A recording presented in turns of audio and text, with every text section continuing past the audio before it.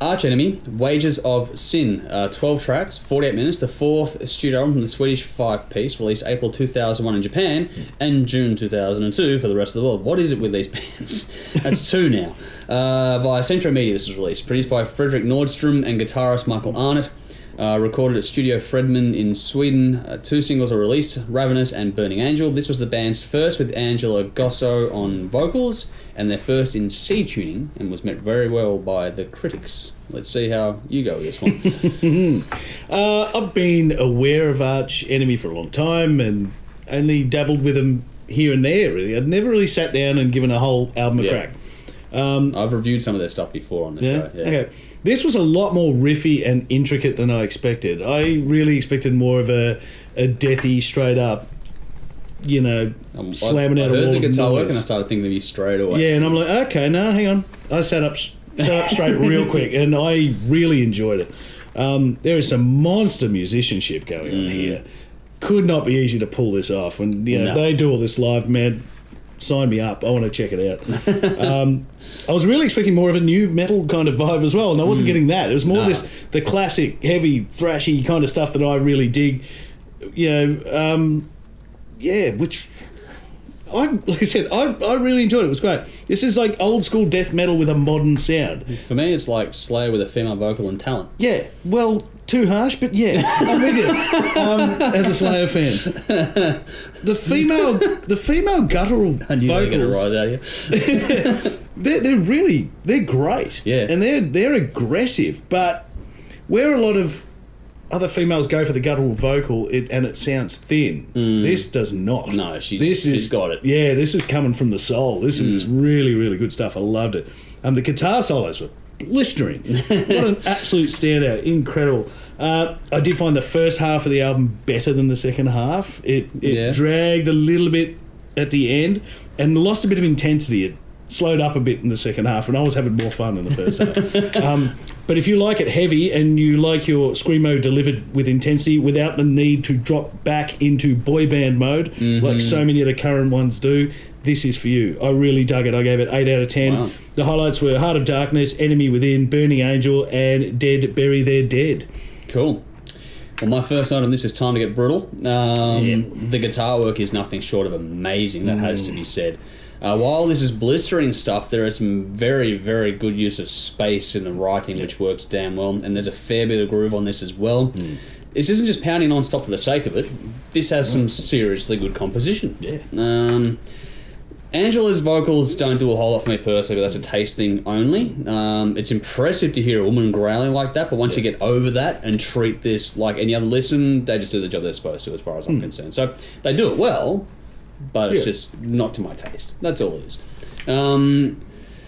Frantic drumming, but again, it's broken up with some groove and space. That use of groove and space for this band is phenomenal. It makes it stand out. Yeah. The musicianship and the composition. Yeah. The vocals can be... That's the thing. With the vocals, it can be anything. Like, it doesn't have to be a guy, girl, whatever. It's just a vocal. But the musicianship, my God, that sets this apart in a big way. I appreciate bands that do this more than your black metal, where it's just double kick all the way through and it's like, it just sounds like fucking noise. This has a lot more to it than that. Yeah. Thank fuck for that, otherwise I'd lose my fucking shit. We've got full Epica. Oh yeah. Epica fail. The bass just sits under it all. It's probably a bit buried in the mix, but you'd notice if it wasn't like Slayer. and Justice for All. It wasn't buried. No, Nope, not there. Absent. Removed from the track. Here's a magnet. Kill it from the tape. But as I was saying, the bass just sits under, a bit buried, like I said, but you'd notice if it wasn't there, which is actually the mark. It works well in the framework of the music in this, and if you took it away, you would notice it. Yes. But it just sort of sits there underneath. All in all, it's an interesting mix. Probably a bit too guitar-centric for me personally, but you can understand why they did that easily. It's pretty well balanced overall, and I like the reverb given to the drums to give it a nice big sound. Yeah, it was cool. This punches out of your speakers, but it probably goes a little too much into the sound wall effect for me. A little more depth would have been nice, but it does sound very good nonetheless. But I do like the vocals being back a little bit in the mix on this.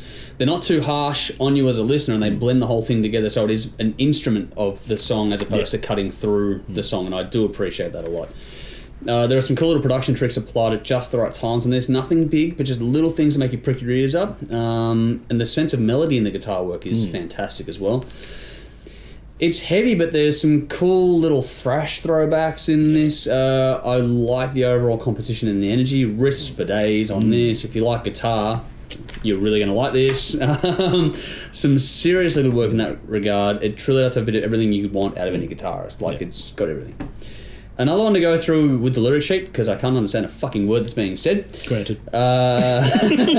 That said, though, there is a nice track order, good use of tempo changes and atmospheric shifts to keep the album interesting to listen to. And this has some attitude and some serious swing at times as well, though. This will be a lot of fun to check out live, I think. Yeah. I wouldn't mind going to see it live. There is some seriously heavy stuff on this, but I like how it's balanced overall. The composition, again, just does that so well. One to check out for sure. Even if you aren't a fan of growling vocals, this one is very different, very cool. Very, very easy to tap your foot, not your head, or just mosh your way to. It's very tight, and it's more diverse than you'd expect. Credit again to the writing performances in that regard. Nice touch with a little instrumental track later in the album as well. Like you, I found myself tuning out a little bit toward the end of the record, but overall it's a pretty good album. Not a go-to, but certainly one worth listening. I gave it 7.5 out of 10. Look out for the crossovers: Heart of Darkness, Shadows and Dust, Dead Bury the Dead, and Burning Angel. So 3 out of 4 ain't bad. Check it out for yourselves and let us know what you think.